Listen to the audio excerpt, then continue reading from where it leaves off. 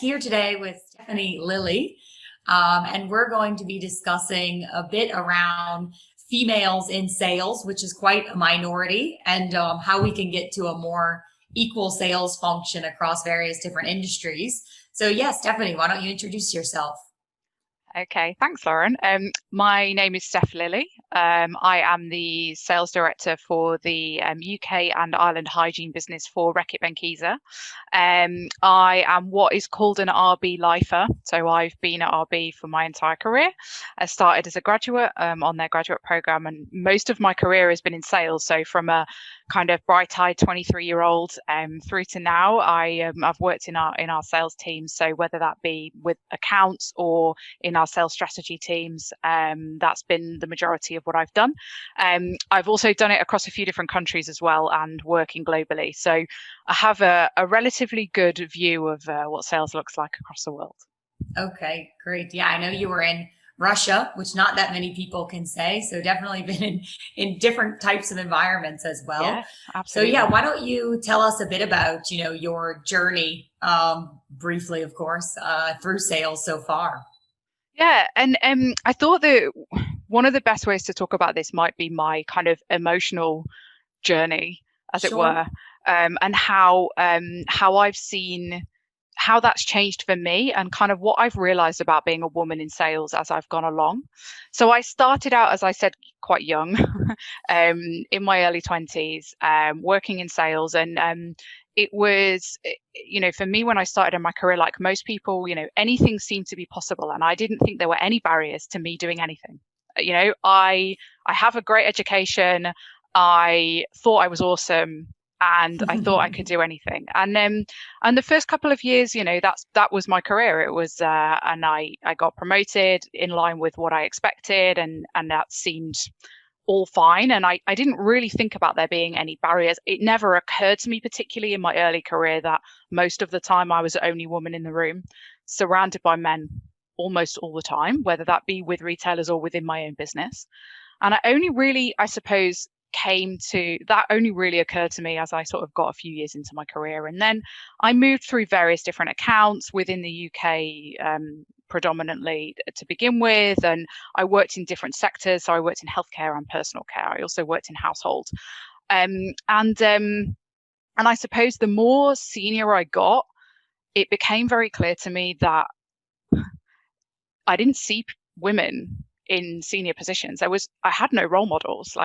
I didn't, there was nobody like me at a more Yeah. senior level. And it really, I found that, at that kind of middle stage of my career to be quite disconcerting and quite disappointing. And I really didn't see anybody in my own business I could look up to.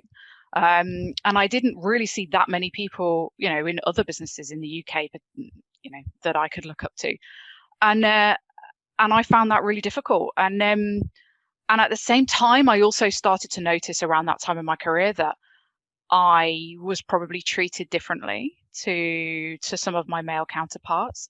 And it's only with reflection that I really noticed that. I think at the time I didn't really compute why I felt like I was maybe a bit stunted in my progression, or I was a bit stunted in what was going on around me. And I didn't feel like I was getting feedback that reflected what I needed to do. And I found the feedback in that part of my career very conflicting as well. Okay. So that was kind of the middle stage of my career where I really started to notice that there was potentially a barrier to me doing what I wanted to do. And I definitely changed myself at that point. So I Okay. started to change how I behaved, who I was, what I stood for. And I think it made me, and I'm telling you this because I know this is the experience of a lot of women in my industry, made me quite miserable because Sure. I didn't really, I wasn't authentic anymore. Like I wasn't, that wasn't who I was. And then I went on this RB as a company went on this incredible journey, sort of around 2015-16, and I went on it with them, which was great for me. And I did this. There was a kind of a bit of a turning point in my career for me where I went on a leadership course, and for the first time ever, somebody asked me what kind of leader I wanted to be. And I was like, I don't know. Like, I don't know what kind of leader I want to be, because, this business has spent the last however many years telling me what to do. And Yeah. now you're asking me what I want to be, and I haven't got a clue, because I've changed so much about myself to fit in with what I think I should be doing, that now I don't even know what that means. And so then I suppose I had probably like 2 years of trying to find what made me happy and what made me comfortable, and then realized that I whilst what we believe to be a highly successful person in sales is ultra competitive, super aggressive, very outspoken, definitely an extrovert. All of these things are the things that we traditionally have said are the right things for a salesperson. Actually, some of those are true of me, but not all of them. Like, I have quite a nurturing personality. I really care about people. Yeah. I really care about my team, and when I started to put those values at the front and center of what I do, I actually found myself in my first sales director role, which is what I'm doing now.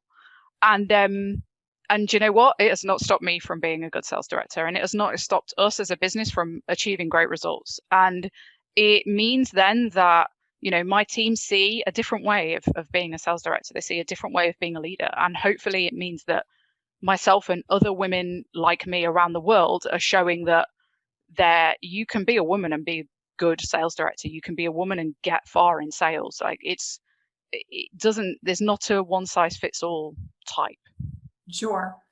Yeah, and I guess coming down to the actual diversity and leadership styles, I think more and more companies are as well seeing that you do need diverse styles of leadership, that it kind of used to be like, hey, this is our corporate culture and this means we have this type of leadership style, but really opening that up to different types of styles. How do you think that senior leaders, because senior leaders, meaning both men and women, can help to support women to feel more comfortable and really be their authentic selves? I think there are a couple of ways that you can really do that. The first one is around showing the way. Mm-hmm. And what I've noticed in my company in the last kind of 2 years, and it's been incredible, and I know that it's something that will be familiar to a lot of people, is that senior leaders, and I do it all the time as well, show their vulnerability. Like, they talk about what their development areas are. They talk about what they're not comfortable with. They talk about the failures that they've had in their career.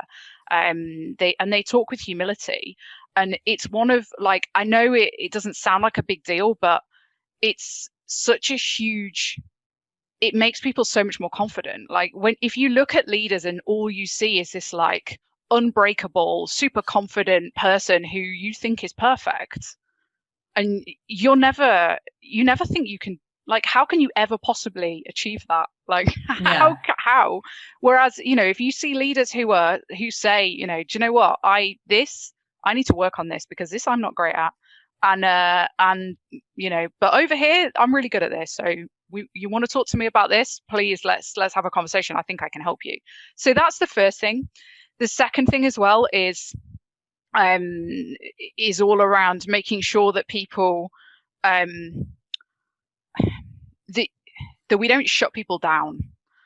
And I'm a massive believer that this starts with personality types. So we, in sales in particular, as I was saying before, we in the past have recruited for a particular personality type. We've recruited for super confident people who are highly competitive because Mm-hmm. we believe that's what we need in sales. Actually, if you look at a negotiation, which is one of the key skills that you need to have as a salesperson, you don't want somebody who's highly competitive, because negotiations in our industry are not about winning and losing. They're, Sure. if somebody loses, everybody loses. So actually, when you start to break it down, is competitiveness what we really want?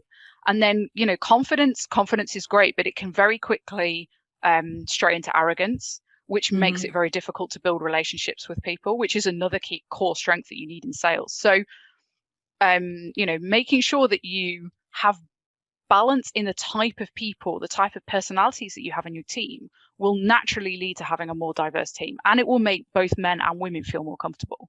So I'm Sure. a huge believer that those are kind of the two key things that as a leader you can do to improve diversity in all sorts of ways within your sales organization. Sure. And I mean, I think overall, like looking at sales is one area.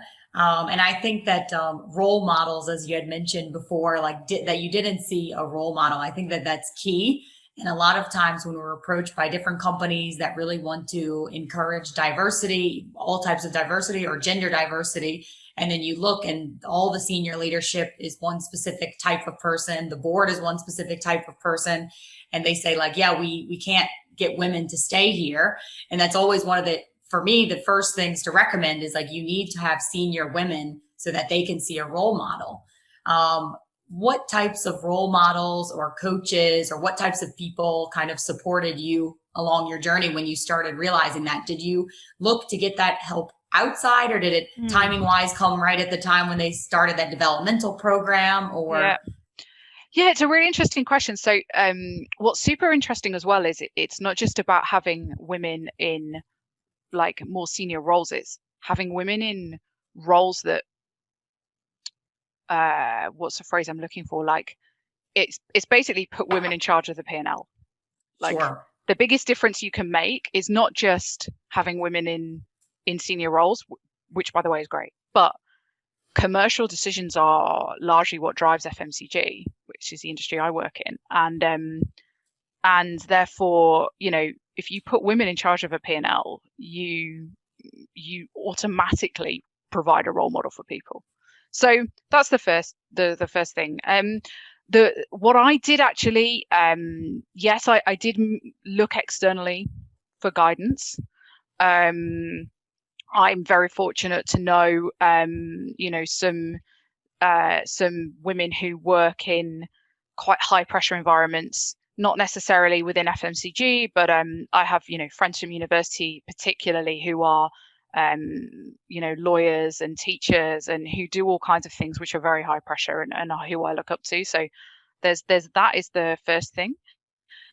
But actually I found a couple of within our HR community in RB, I found, you know, one or two women who are in very senior positions who, whilst they weren't necessarily a natural role model for me because they don't do a similar kind of job, if that makes sense, Sure. they had some fantastic insights around my behavior, you know, how I could feel more comfortable around, you know, helping me to get over some of my my development areas and yeah, really, I suppose the big thing was around being comfortable with the fact that it's, if you're the first, it doesn't matter.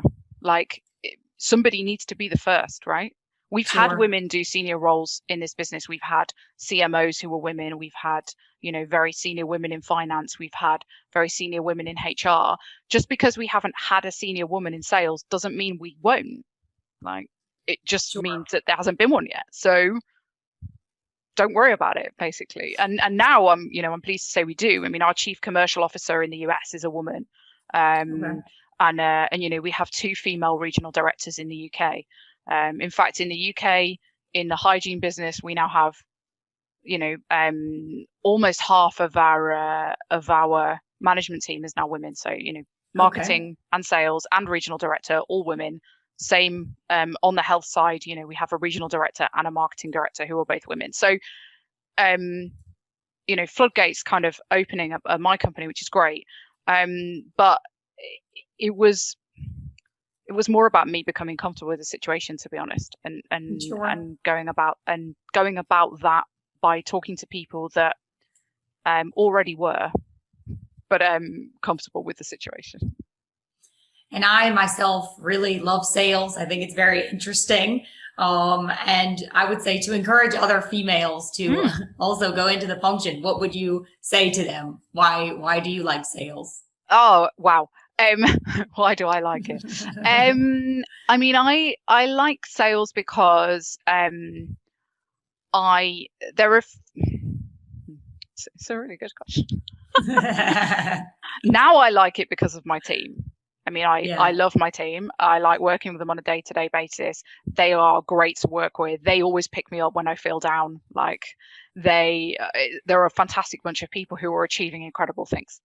When I first joined sales, and when I worked on, in accounts, and then when I worked in sales strategy, there's an element also of liking, of loving the people that I work with, and just enjoying that, and enjoying, being with people who